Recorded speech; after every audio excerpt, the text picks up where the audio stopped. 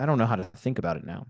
Like you don't know how to think about it in the terms of like how you approach training with someone at each belt or how you approach like what each belt means.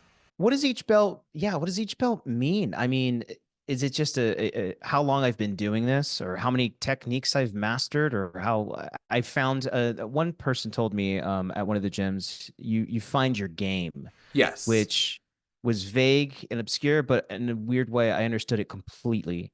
Yeah, so Yeah.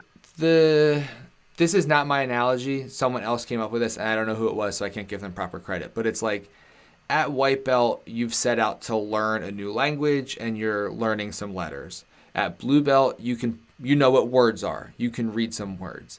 At purple belt, you're putting sentences together.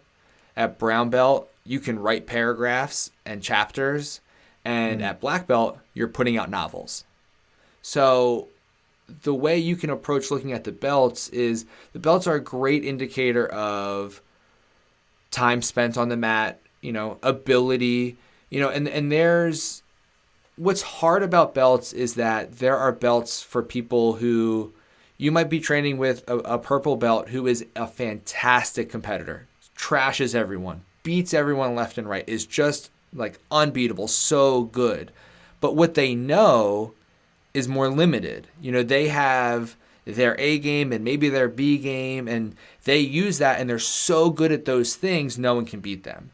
But then there also might be purple belts who never compete, or if they do compete, they don't do well in competition, but they can tell you A, B, C, D, E, F, G what to do in any position. They know an immense amount of things. And then there's purple belts who are kind of a mix of both. So it can be hard to say, like, oh, that guy's a purple belt. I bet he's going to thrash me. Maybe that's a guy who's a purple belt who's not very athletic and, trains jiu-jitsu as a hobby, doesn't take it super serious, but his knowledge is so deep that he's a purple belt. Mm-hmm. So when you're navigating the waters of like what does each belt mean, it can be tricky, and because there's no real set standard like there's supposed to be, but there really isn't.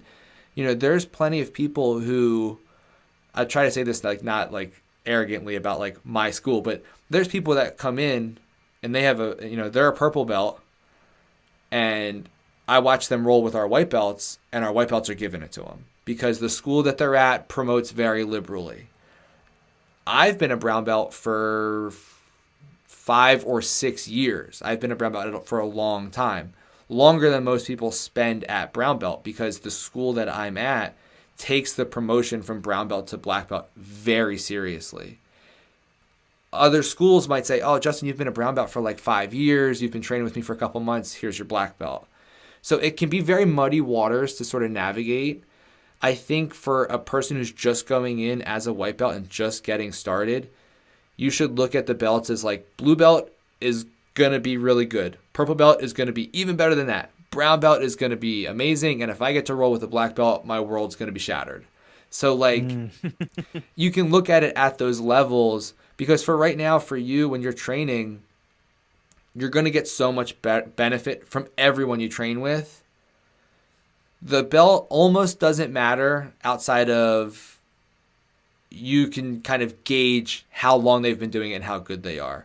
What you Mm. shouldn't do is you shouldn't go into the role of like, all right, I'm rolling with a brown belt. Like, this is going to be nothing for me because he's just going to demolish me. Like, don't let it intimidate you to the fact that like, oh, I'm not going to get anything out of it. Oh, I'm taking time away from them. Oh, I'm inconveniencing them.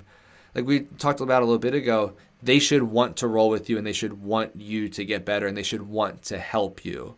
So as much as Mm-hmm. it can be like sort of murky waters, it shouldn't play on your mind too much. It should be something that you're aware of how good these people are and how these rankings work, but you Mm-hmm. shouldn't have to spend too much time like breaking it down and trying to figure out who's who and why they're those ranks. Gotcha. That makes me feel better because I'm well aware of I guess I was about to say I'm well aware of people's time, which is a polite way of saying that I'm probably too nice sometimes in new environments, especially when it comes to choking people. So I need to Right, be, right, right. It's you like a know, weird new environment. It's a try to murder it's each a other weird new new environment, environment. and so this entire conversation has been incredibly helpful because it's given me the confidence to just kind of jump in there